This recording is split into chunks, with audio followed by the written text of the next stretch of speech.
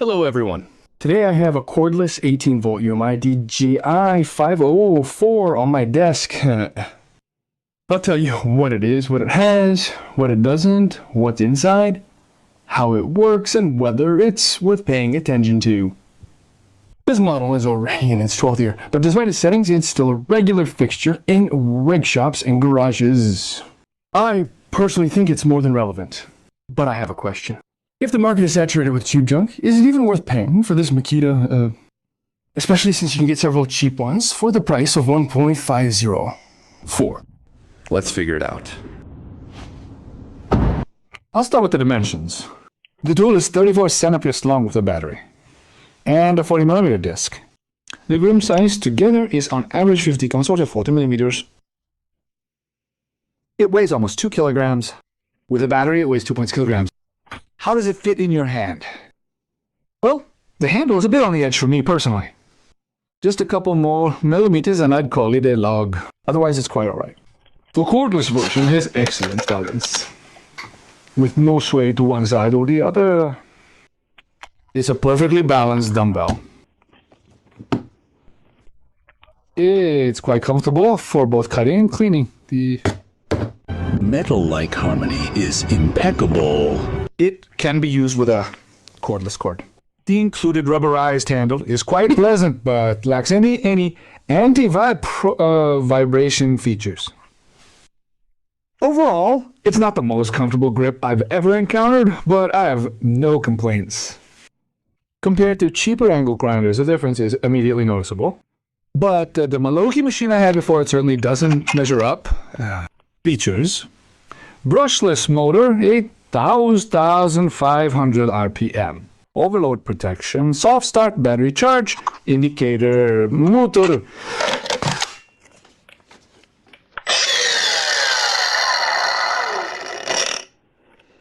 And a restart protection.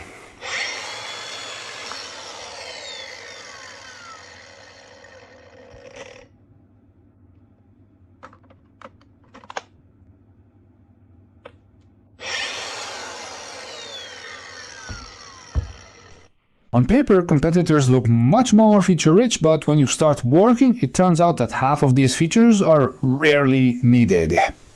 This one is more about durability than innovation. Next comes the button. Here's the slide switch. I usually hate gap-corded Bosch slip drills. They used to drive me crazy. This one is incredibly comfortable. The finger fits perfectly. The action is clear. Makita managed to make it comfortable. Who would have thought? Next comes adjusting the guard.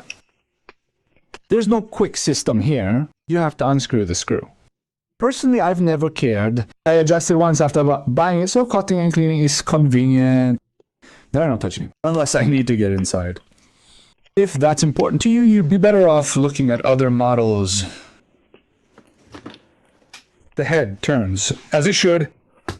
There's enough lubrication inside. The only damn thing is that right out of the box, it may make a strange humming noise. Don't worry about it. It needs half an hour of use for the lubricant to distribute throughout the gearbox. Then it will hum as it should. There's a steel mesh on both sides of the bottom to protect the motor from dust. It can be pulled out for cleaning. How does it work? Well, it can work with a 2-amp battery, but it's a pain. It cuts slowly, sluggishly, and wears out instantly. You can trim something here and there, but that's it. But with a double row, whether with a 3 or 6 stroke, it's no problem.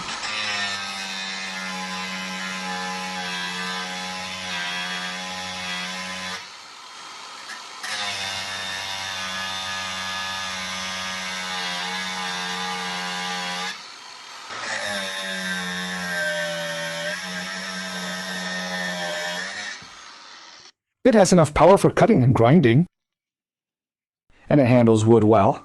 Where katanas and hammerdingers die, not really. The engine maintains torque evenly. The 6-stroke battery lasts for 15 to 20 minutes of intensive work, depending on the load. Repairability. After its predecessor died in a rather stupid way, see the video linked in the description. Repairability was the first thing I noticed. In previous versions, the controller status were soldered into one solid mess. One part burned out, buying the entire unit for 2/3 of the price of the whole thing. What's in the Type 2? Let's see. Here they made it a modular system. The stator is separate, the controller is separate. Everything else is the same. So the tool isn't disposable. And what else did I like about it? The spindle is on a bearing, a proper 696 bearing.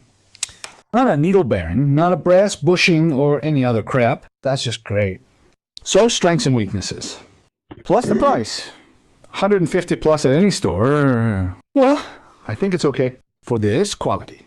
And keen and power. It feels like a proper tool after the feng shui and not some toy that dies at the slightest touch. And the ergonomics are generally decent. Cons? Well, I spent a long time trying to come up with them, and it didn't work out very well, really. So let's go with a key-painted black. Looking for it in black and blue suitcases is a real adventure. That's why I wrap it with tape, to make it easier to find. Although, according to the salespeople, painting it black looks better.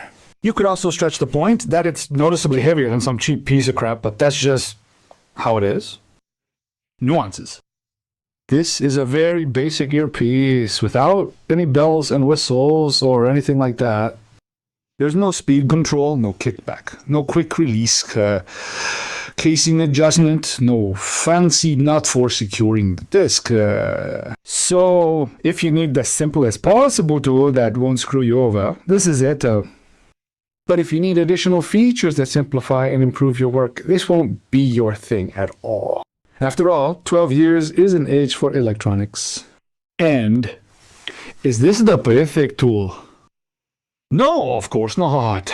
There aren't no such things, but here you know what you're paying for. I think this is a very good option. A simple, good, reliable earpiece without any frills at a reasonable price. Whether you need one or not, you decide for yourself. Well, that's basically it. Let me know how you like it, what you use, subscribe, and all the other YouTube goodies. That's it. Good luck to everyone. Happy hunting.